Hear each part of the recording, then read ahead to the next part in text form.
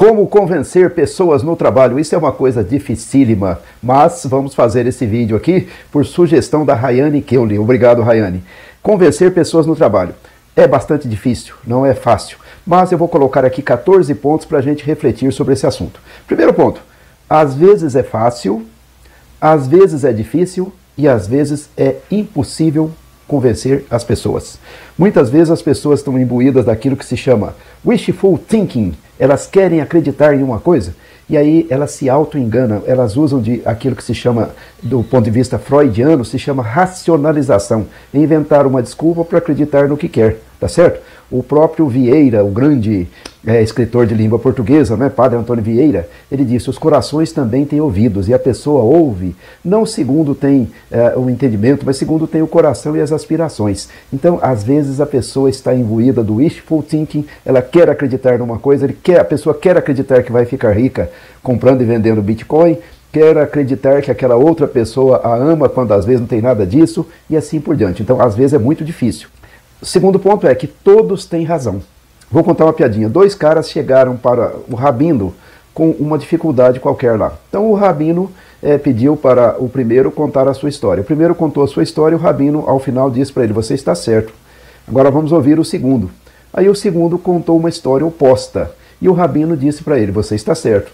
Aí a mulher do rabino não aguentou aquela incoerência e falou, olha, não pode. O primeiro contou uma história, você disse que ele está certo. O segundo contou uma história oposta, você disse que ele está certo também. Não pode.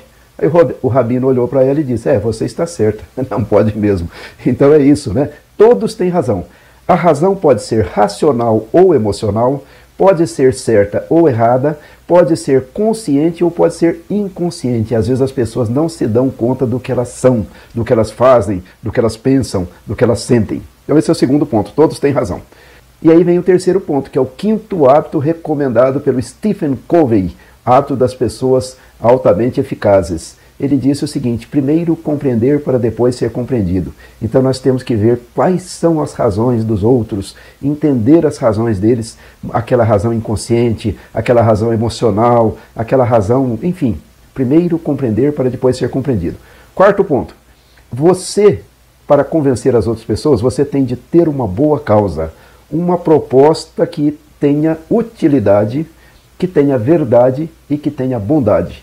São aquelas três peneiras atribuídas ao Sócrates, né? Utilidade, verdade e bondade. Porque isso dá força, né? A pessoa que está imbuída dessas qualidades aí tem força. Quinto lugar, a pessoa a ser convencida deve estar preparada, né? Em termos morais, porque se o indivíduo quiser ser do mal, se ele quiser fazer coisa errada, não adianta, né? Não tem como.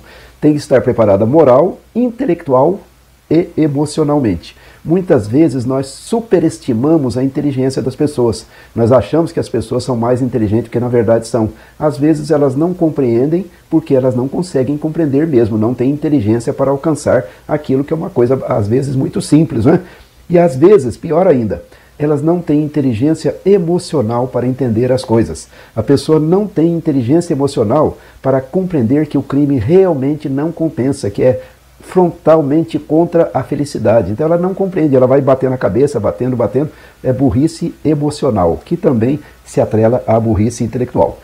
Então, a pessoa tem de estar preparada. Como disse o Confúcio, grande mestre da educação, lá de muitos anos, muitos séculos antes de Cristo, quando o aluno está pronto, o mestre aparece. Quando a pessoa está preparada, ela aprende.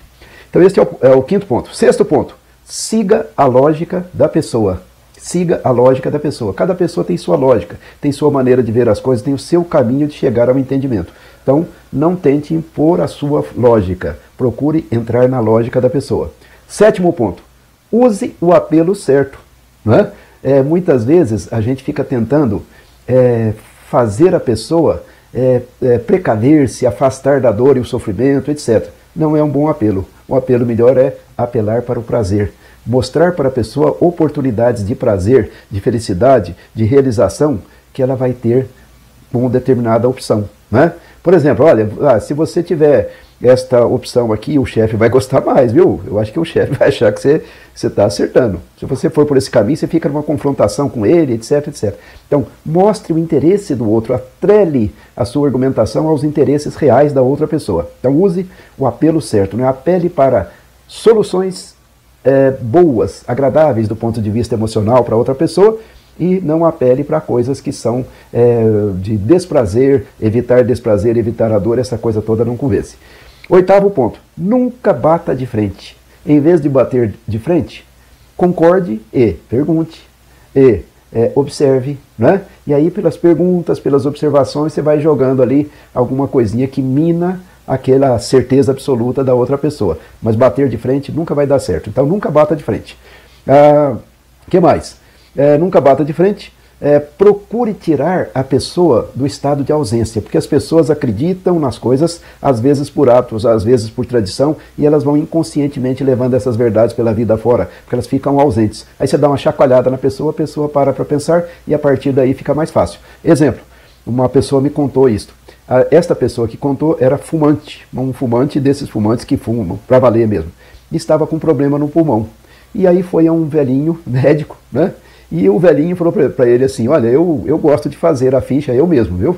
Eu gosto de fazer a ficha, eu tenho bastante tempo, eu vou fazer a sua ficha eu mesmo vou fazer. E foi perguntando coisas para ele, é casado, é isso, é aquilo. De repente o velhinho perguntou para ele, você fuma? Aí ele respondeu, eu fumo. Eu tenho esse vício, não consigo parar. Aí o velhinho disse para ele, que pena. Pegou a ficha, rasgou e jogou no lixo. Eu não atendo fumantes. Eu passei a vida inteira estudando para ajudar você, mas a primeira recomendação que eu vou dar, você não vai seguir. E aí você não seguindo esta, que é pare de fumar, o resto não vai adiantar nada. Então sinto muito, mas eu não atendo fumante. Aí o cara foi para casa, esse cara que me contou, né? Ele foi para casa, no caminho ele foi caindo na real, né? Como se diz na gíria, né? Ele foi profundamente compreendendo aquilo, jogou o cigarro fora e voltou, né? Jogou o cigarro fora e voltou. Então este médico foi de um valor extraordinário, né? Porque às vezes o cara não basta ser médico competente, tem de ser bom na persuasão, tá certo? Então, procure tirar a pessoa do seu estado de ausência, para a pessoa cair na real e entender as coisas. Mais um ponto, paciência e persistência. Paciência e persistência, porque não é da noite para o dia que a gente convence as pessoas. Às vezes leva tempo, né? Então você tem de ter os tais 3 Bs. Boa intenção, boa vontade, boa educação. E fica firme ali, vai tentando, vai tentando. Não ensine, não dê conselhos e não condene, porque a gente tem uma tendência a querer ensinar coisa para os outros, a querer dar conselho, a querer condenar, e isso não funciona. Aí a pessoa se arma, se protege e fica, né? Em vez de tudo isso, dialogue, converse, né? Não adote posição professoral, porque não pega. Professor, no sentido formal da palavra, é uma coisa chata, né? Um professor que conversa é outra coisa. Então tá bom, então não ensine, não dê conselho e não, digamos assim, condene a pessoa. 12. Mostre casos e exemplos. Não há nada mais convincente do que um caso e um exemplo. Então mostre casos e exemplos. 13. Haja assertivamente. Se a pessoa quiser continuar naquela linha, tudo bem, mas ela vai ter consequências, inclusive no relacionamento com você, porque você não vai estar junto. Você não vai entrar nisso com ela. Você não vai dar tapinha nas costas. Então haja assertivamente. Porque se a pessoa não quer se convencer e você ficar aplaudindo os comportamentos inadequados dela, não vai resolver nunca. E, em último caso, deixe o outro aprender com a vida. Tá certo? Se for coisa pequena, coisa que não vai afetar tanto, então relação custo-benefício. Um pequeno sofrimento, uma pequena dor, um pequeno acidente, mas a pessoa aprende muito. Então, nesse aspecto aí, compensa, né? Deixar a pessoa aprender com a vida. E, no mais, lembre-se, é arte, né? Arte e técnica. Então, como arte, o aprendizado é para a vida. Isto é uma questão de sabedoria. Sabedoria é um conhecimento que envolve o conceito do bem, do bom e do belo, e é uma coisa que nos leva para frente na vida, né? Então, vamos cultivar a sabedoria. Vamos nessa, então.